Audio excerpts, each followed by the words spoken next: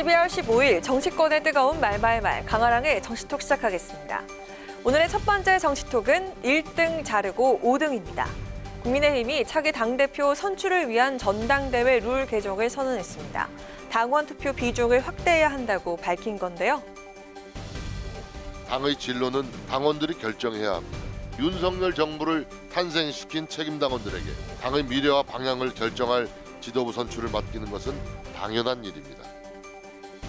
현재 국민의힘 당대표 경선은 당원 당규에 따라 당원 투표 70%, 국민 여론조사 30%가 당대표 선출에 반영되고 있죠.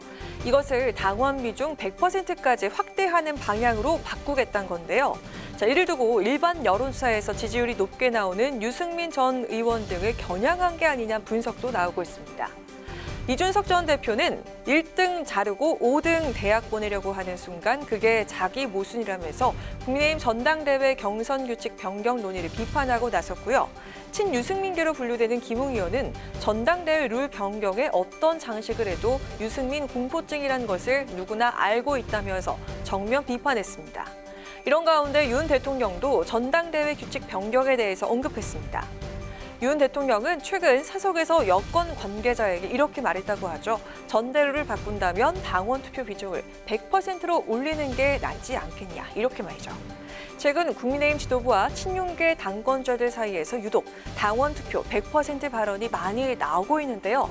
이 배경엔 윤 대통령의 의사가 반영된 게 아니냐는 해석도 있습니다. 윤 대통령이 전당대회 중립선언을 좀 해주셔야 당이 건강하게 발전할 수 있고 윤심은 없다. 윤심 파는 사람 찍지 마라. 이런 따끔한 말씀 해주셨으면 좋겠어요. 근데 윤심팔이 정치 이게 문제다. 생각이 다른 분들이거든요. 그런 분들하고 같이 공존하면서 화합하는 가운데 완전히 배제하고 징계하고 이런 정치를 하면 결국 우리를 파멸시킨다. 이런 얘기. 전대룰 변경을 두고 윤심이 향한 인물을 차기 당대표로 선출하기 위한 수순 아니면서 비판의 목소리가 나오고 있는데요. 당권 주자인 안철수, 윤상현 의원과 유승민 전 의원은 당원 투표 100%로 전대룰을 바꾸는 것에 우려를 표하고 있습니다. 당원 투표로만 뽑는다면 내후년 총선을 지휘할 당대표의 중도 확장성이 작아진다는 건데요. 그렇게 되면 당심과 민심의 괴리가 생길 수도 있다는 겁니다. 예산안 정국이 마무리되면 여당의 전당대회 룰 변경도 확정될 텐데요. 전당대회 구도를 둘러싼 국민의힘의 분위기, 과연 어떻게 바뀌게 될까요? 두 번째 정치톡은 막판 단판입니다. 여야가 내년도 정부 예산안에 대해서 파행을 거듭한 가운데 우여곡절 끝에 막판 합의를 이뤄낼 것으로 보입니다. 김진표 의장께서 예산이 법정 기한도 지났고 정기국회도 도과해서 더 이상 미룰 수가 없다. 의장님께서 양당이 오늘은 그 중재안을 좀 수용해서 예산 합의를 보라고 강하게 비공개 자리에서도 요청을 하셨습니다. 예산안 처리를 두고 한치의 양보도 보이지 않는 여야를 위해 김진표 국회의장이 다시 한번 나섰습니다. 단 1%포인트라도 법인세를 인하하는 것이 어떻겠냐면서 새로운 타협안을 제시한 건데요. 이에 여야는 당으로 돌아가 내부 의견을 모아보겠다고 말한 상황이죠.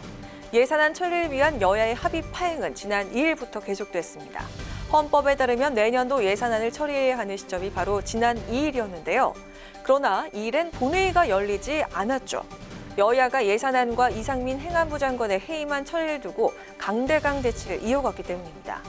이어 8일과 9일에 본회의가 열렸지만 예산안 처리는 못하고 그대로 정기국회가 종료됐습니다.